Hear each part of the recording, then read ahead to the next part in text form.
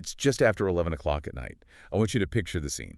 It's 2019 on a pitch-black agricultural road in Egypt, outside Kafr el-Dawar. Right, this is Al Tariq al-Zirai. It's a quiet, totally unlit route that connects these rural villages. It's just farmland on either side. The only sound you'd hear out there is maybe the wind, rustling over the fields. It's that quiet. And in that quiet, that profound silence, a flicker of headlights reveals something that is just wrong. Some local villagers spot a car, but it's not on the road. It's resting at this awkward angle, half tilted into the soft dirt of a field. So they rush over, of course. They're thinking maybe the driver needs a hand, a tow truck, or worst case scenario, it's a medical emergency. But inside, they find a 28-year-old man, Sherif, and he's completely motionless, slumped over the steering wheel. And the car itself, the damage to the front is minimal. It's almost superficial, but Sherif is clearly dead. For everyone who arrived first, the locals, the initial police, even the paramedics, the conclusion was swift and, well, seemingly final. A tragic accident. They chalked it up to qadar. Fate. Exactly. Fate. And that really should have been the end of the story. A routine traffic fatality on a road known for being dangerous. But this deep dive really begins in that exact point. Yeah. Because the scene, for all its apparent simplicity, was already sending out these conflicting signals. It was screaming contradictions. Okay, so let's unpack that. Because when the real experts arrived on scene, the forensic teams, the criminal lab specialists, they weren't focused on the damage to the car. No, they were looking at the lack of damage. And that's the critical pivot right there. You have young man dead, supposedly from a solo car crash. But the physical evidence just wasn't adding up. The damage to the car's bumper was, it was cosmetic. It was nowhere near enough to generate the kind of force that would kill a healthy driver. So if he didn't die from the crash, what happened? The first thought might be, a heart attack from the shock of the accident. But that was a huge speculative leap. The real anomaly, the thing that the forensic team immediately fixated on, wasn't on the car. It was on the road itself. Or rather, what wasn't on the road? Exactly. On a rural road like this, if you suddenly swerve off at any kind of speed, you expect to see signs of a struggle, a reaction. Right. You'd see heavy tire marks, maybe a deep gouge in the asphalt, and definitely skid marks from someone slamming on the brakes. There were none, not a single one. It looked like Sherif's car had just gently drifted off the road and into the soft earth. Which is the sign of a driver who was already unconscious, or worse. And to make it even stranger, robbery was ruled out almost immediately. His wallet was there, cash inside, his phone, all his documents. So, no struggle, no theft. The scene itself was pushing back against that simple narrative of fate. If the impact didn't kill him and no one robbed him, then what really happened in those final moments? And that's when they found the first tiny, almost invisible physical clue. Yes. Upon a much closer examination of Sherif's body, the experts found these extremely faint marks around his neck. So faint they could have been missed. Oh, easily. They could have been dismissed as abrasions from the seatbelt or maybe the steering wheel column. But you pair that with the lack of skid marks. And the fact that locals confirmed they heard absolutely nothing. No sound of a crash, no screeching tires. In an area that quiet, they would have heard something. It became the first solid piece of evidence pointing towards foul play. Someone went to incredible lengths to make this look like a simple accident. So the priority shifts immediately. Yeah. They get to notify his family, get some background. They find his wife, Mona, in a neighboring village. By the time they get to her, it's about 1 a.m. They have to wake her up to give her the news. In her reaction? It was intense. The police described it as genuine hysteria. She just collapsed. She presented this perfect picture of a devoted, loving wife who was completely shattered. Especially since they had a young child together. And she even gave the police the perfect explanation for the accident theory they were already considering. What'd she say? She told them, through her tears, that she had warned Sherif over and over again about taking those dark agricultural roads so late at night. She said accidents were common out there. So she's basically confirming their initial theory for them. She's saying, yes, this was a known risk he took. She solidified this whole image. Sherif was a hard worker, had a day job, but drove his personal car as a private hire, an unofficial taxi, to make ends meet. And he'd often wait near the general hospital, picking up patients who needed rides home late at night. Everything fit perfectly. The dedicated husband trying to provide for his family, the worried wife, the dangerous side hustle, the risky road. The case was practically ready to be closed. But all of that, the grief, the story, the circumstances, it was all about to be blown apart by one single official document. The forensic medical report, that was the game changer. What did it say? It didn't mince words. It was murder. The cause of death was slow strangulation. Slow strangulation. And this is where the planning becomes just chillingly clear.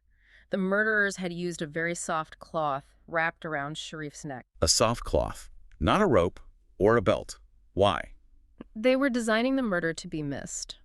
A soft cloth, maybe an echarbe or a traditional shawl, would minimize the deep bruising and ligature marks you'd normally see. So they knew if the body looked relatively unmarked, the first responders would default to impact trauma or cardiac event. Especially with a staged crash scene right there.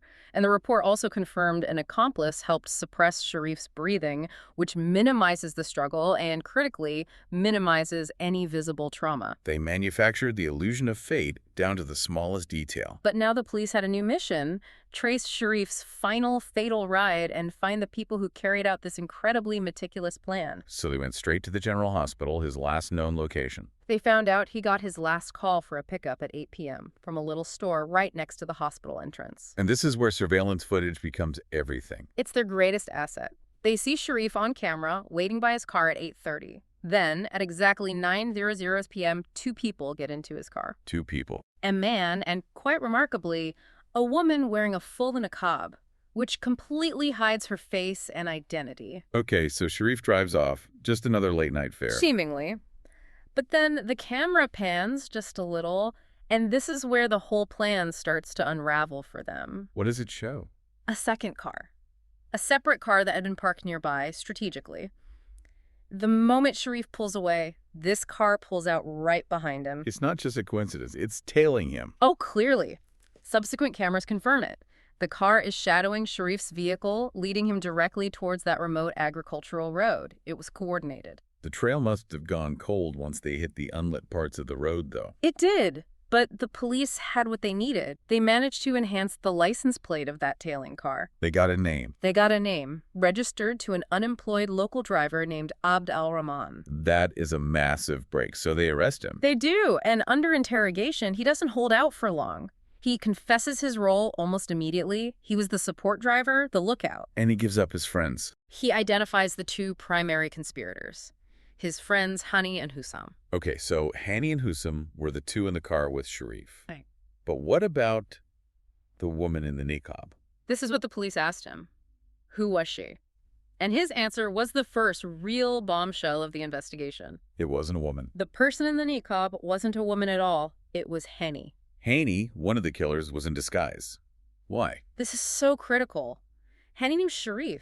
They were both drivers operating in the same area. The disguise wasn't to hide from the public. It was to hide from Sherif himself. So Sherif wouldn't recognize his own attacker when he picked him up. Exactly.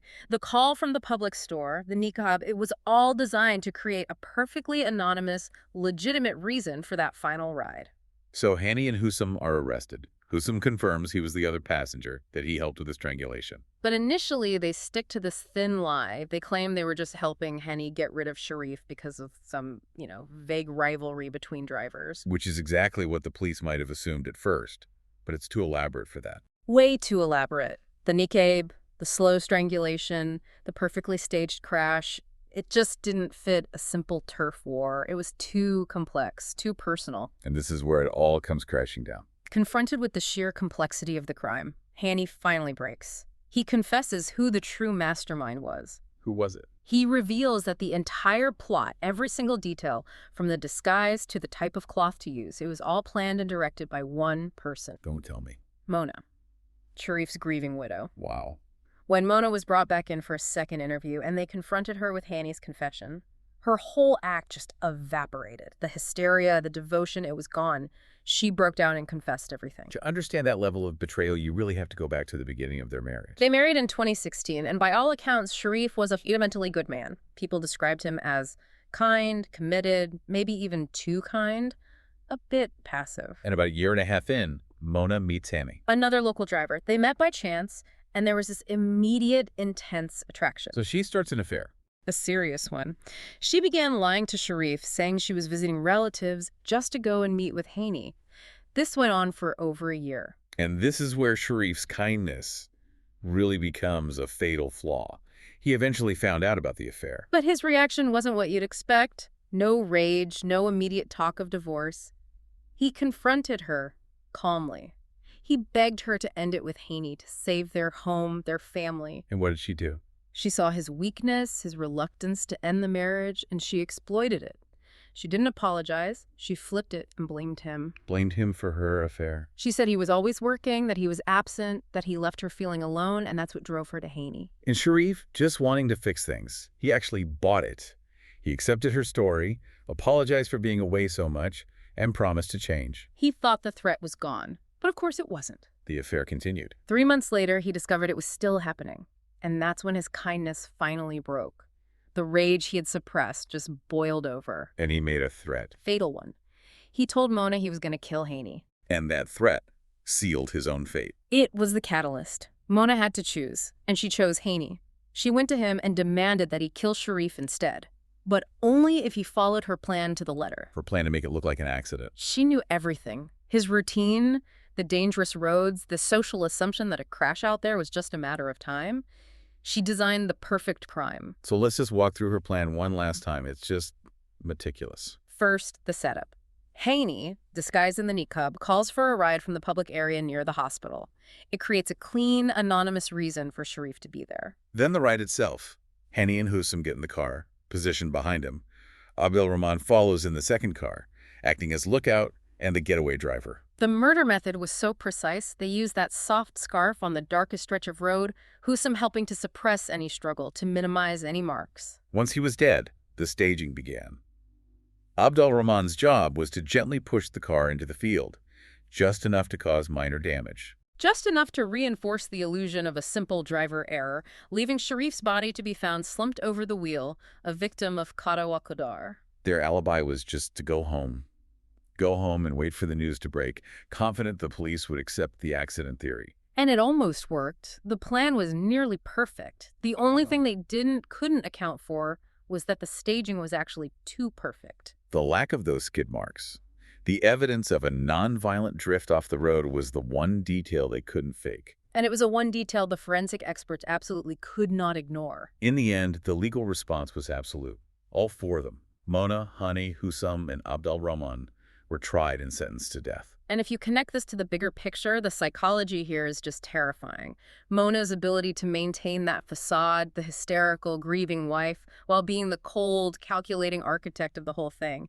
It's a profound look at the disconnect between how someone appears and who they really are. It also makes you look at Sherif's initial reaction, doesn't it?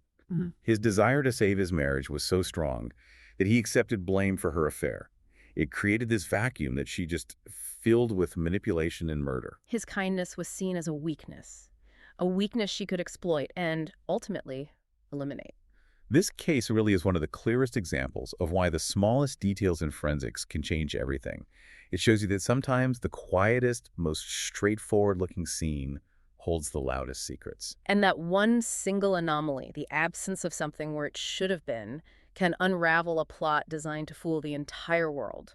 So what does this all mean for you? Think about how often we just accept the simplest explanation, the path of least resistance. This whole story is a chilling reminder of the power of critical thinking, and that sometimes the clear, easy answer is actually the most carefully constructed lie. It makes you wonder, what assumptions are we all accepting today that might just fall apart if we looked a little bit closer?